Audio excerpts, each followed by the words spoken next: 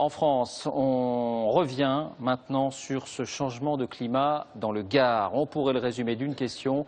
Y a-t-il une montée de la xénophobie, une banalisation de la xénophobie? Tout est parti d'un fait divers cet été. Vous vous en souvenez sans doute. Un couple sans histoire qui avait tiré à coups de fusil sur un groupe de jeunes d'origine maghrébine. C'était il y a 2 mois tout juste. Surprise, depuis leur condamnation, ils sont largement soutenus par la population. Alors que se passe-t-il vraiment là-bas? Oui, il y a du rejet, des tensions, il y a de l'exaspération aussi. Faut-il parler de racisme? Nous avons souhaité comprendre, nous avons souhaité écouter, questionner. Pour cela, nous avons pris le temps de restituer, de comprendre d'abord, le temps de ce grand reportage réalisé par Léo Lamberton et Françoise Mazou. Ils sont étudiants, ingénieurs, jeunes travailleurs d'origine maghrébine. Nous sommes au mois d'août à Aigues-Mortes dans le Gard. La chaleur est écrasante et ils ont pris l'habitude de prendre le frais à l'entrée de leur cité. Un soir, un couple de villageois s'approche d'eux. On lui a demandé si elle voulait un renseignement, vu qu'il s'est arrêté, qu'il nous regardait. Donc là, il est parti.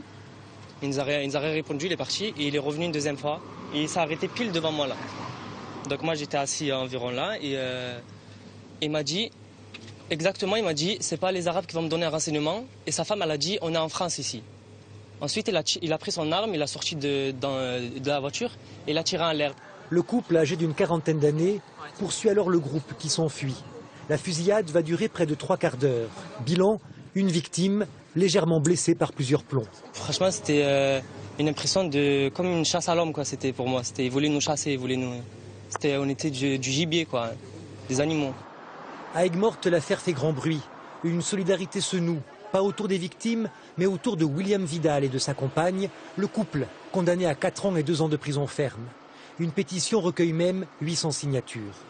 Nous nous sommes rendus sur place juste après les faits. Si très peu d'habitants acceptent de parler face caméra, beaucoup établissent un parallèle avec les affrontements entre jeunes émeutiers et policiers à Amiens quelques jours plus tôt pour dénoncer la sévérité de la justice. Il a été condamné parce qu'il a tiré sur des Maghrébins. Et parlez là. Et les autres Maghrébins qui ont tiré sur les flics, il ne faut rien dire. Moi, dans mon ancien village, ils ont brûlé 2 voitures. Ah, non, non, non. Ils n'ont pas brûlé, ils s'amusent. Alors toi, le matin, tu te lèves, tu crois de partir travailler avec ta voiture, c'est un tas de ferraille. Oh, où on va? Qu'est-ce que vous pensez que ce qui s'est passé à Amiens? Ouais. Ils ont tiré, les Maghrébins, ils ont tiré sur des policiers, il y a eu 18 blessés. Celui qui a pris le plus, il a pris 6 mois mais sursis. Ici, il n'y a rien du tout, c'est des coups de fusil à l'air. Il a pris 4 ans. Ces propos auraient pu paraître isolés s'il n'y avait pas eu, quelques jours plus tard, un autre incident. Nous sommes devant les arènes d'un village voisin à celui d'Aigues-Mortes. Là, toujours au mois d'août, lors d'une course de taureaux, s'est déroulé un événement qui a suscité beaucoup d'émotions. On n'a pas de bougnoul chez nous, on est des fachos. Voilà ce qu'ont chanté des jeunes devant un public médusé. Et là encore, juste après les faits, certains villageois affichaient leur soutien plus ou moins ouvertement. Je les comprends parce que si ces gens-là, ils se croient. Quand vous allez dans leur pays, vous n'avez rien à dire. Est-ce que vous avez déjà été au Maroc ou bien en Algérie? Et vous pensez ici que... Ils font exactement la même chose que quand vous allez chez eux.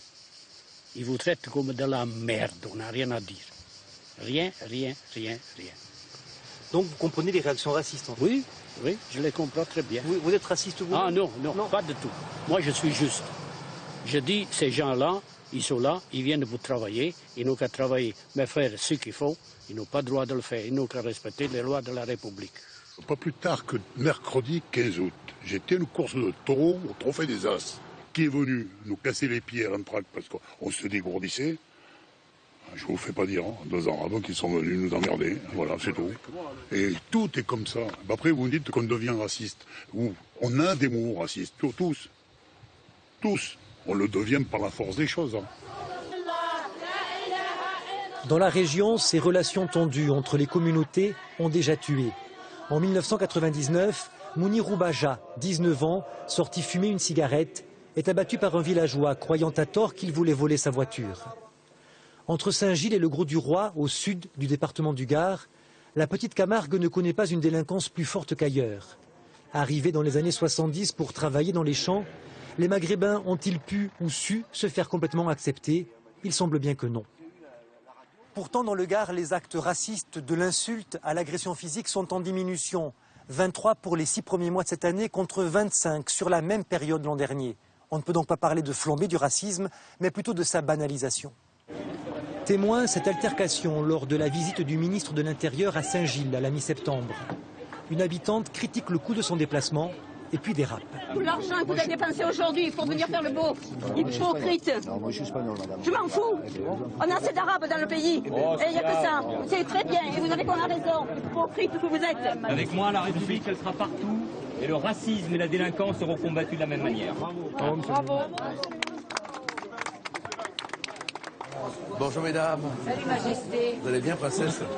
Y a-t-il un lien entre cette banalisation du racisme et la victoire du député apparenté Front National Gilbert Collard? Beaucoup d'élus de gauche l'affirment, lui s'en défend. Et à Marseille, quand la population d'une cité expulse des Roms, on n'est pas à Saint-Gilles, on n'est pas à Vauvert, l'élu est de gauche. On ne va pas dire que son élection a indirectement libéré la parole raciste. Pourquoi on le dit ici? Je condamne le racisme anti-blanc qui existe. Je condamne le racisme à l'égard des Maghrébins, à l'égard des Juifs, à l'égard de toute personne, parce que je suis un patriote. Les Vidal à la maison, les racailles en prison, les Vidal à la maison. Aujourd'hui, des groupuscules d'extrême droite profitent de l'affaire d'Aigues-Mortes pour se faire entendre.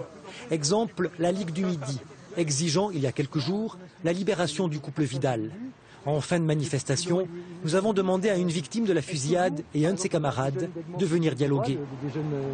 Je suis désolé, mais maintenant c'est fini. Oui, mais... Pourquoi c'est fini, monsieur Roudier? Parce qu'on a une salle à aller voir tout de suite. Mais vous voulez pas leur parler en fait? Ah mais non, mais là c'est pas la peine. Ça va.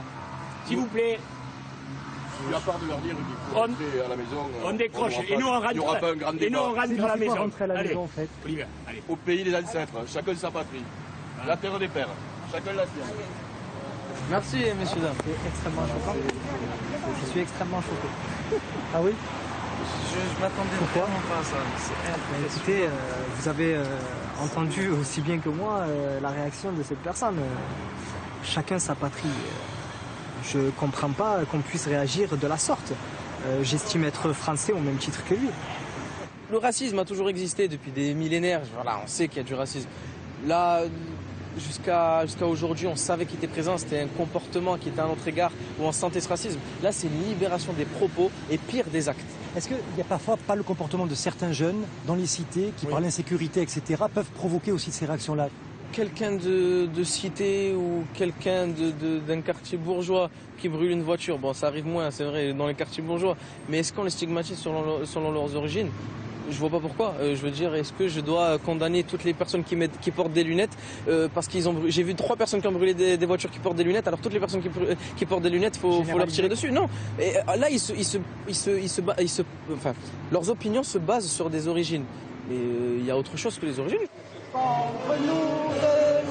Pour apaiser les esprits, la semaine dernière, le maire d'Aigues-Mortes a organisé une cérémonie républicaine ouverte aux 8000 habitants. 200 sont venus et ont chanté ensemble la Marseillaise. Qu'en pensent tous ceux qui n'étaient pas là? La question reste posée.